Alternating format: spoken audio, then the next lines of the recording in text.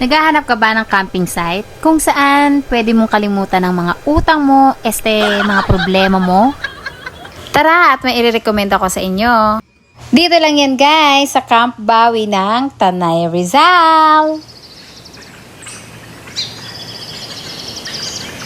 Mula nga Caloocan City ay bumiyahe kami ng halos 2 oras at kalahati papunta ng Tanay Rizal.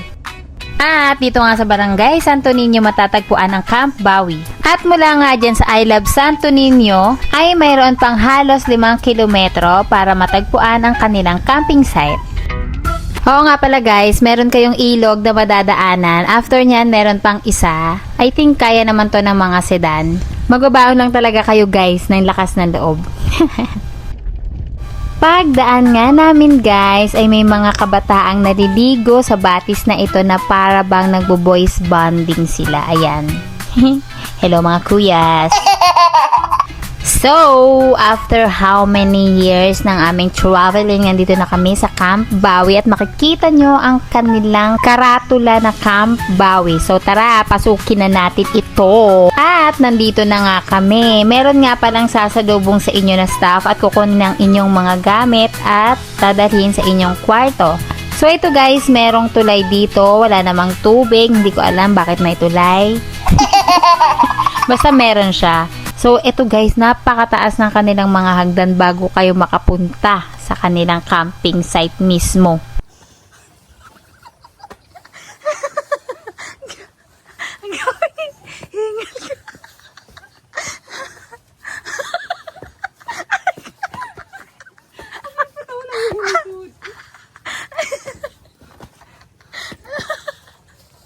Hindi ko na kaya.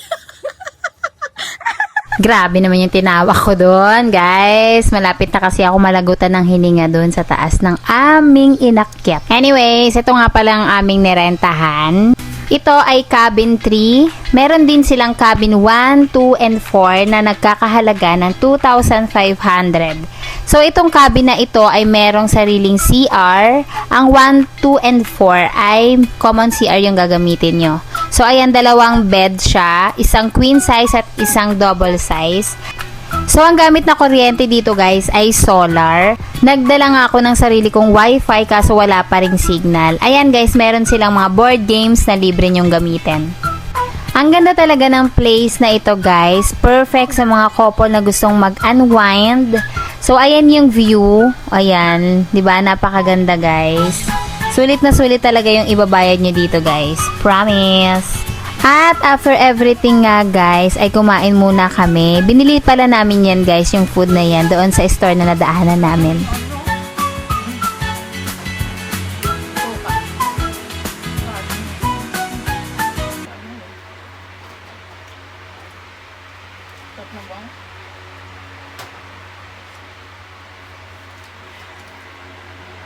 Ito guys, binili namin sa mini store dito mismo sa Bawi. Ililista lang nila yon, tapos pag out nyo nababayaran. Nakalagay lang mismo sa pangalan nyo yung mga kukunin nyo dun sa mini store nila. Available yung mga cup noodles, ganon. And also may sila, renta ng butane gas. 300 pesos daw. Mauubos na yung isang butane. Depende kung anong iluluto nyo, kung masyadong magastos sa butane. Pero 300 sa kanila yun.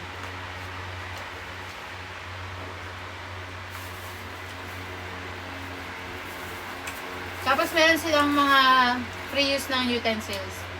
Pwede kayo magluto.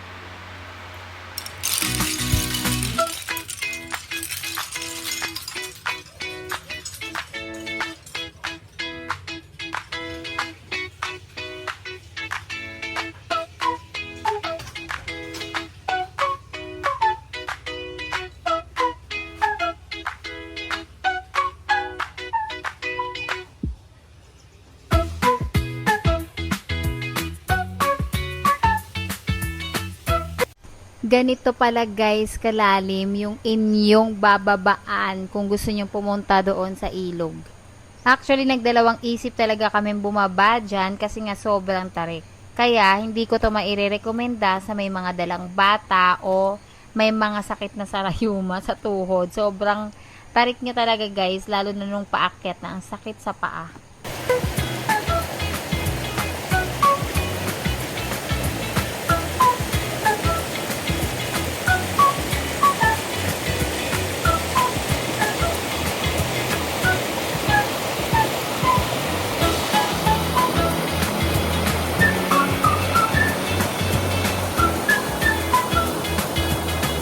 After nga namin mag-ilog guys, ay kumain na muna kami ng almusal at in-order namin yan doon mismo sa Bawi Mini Store.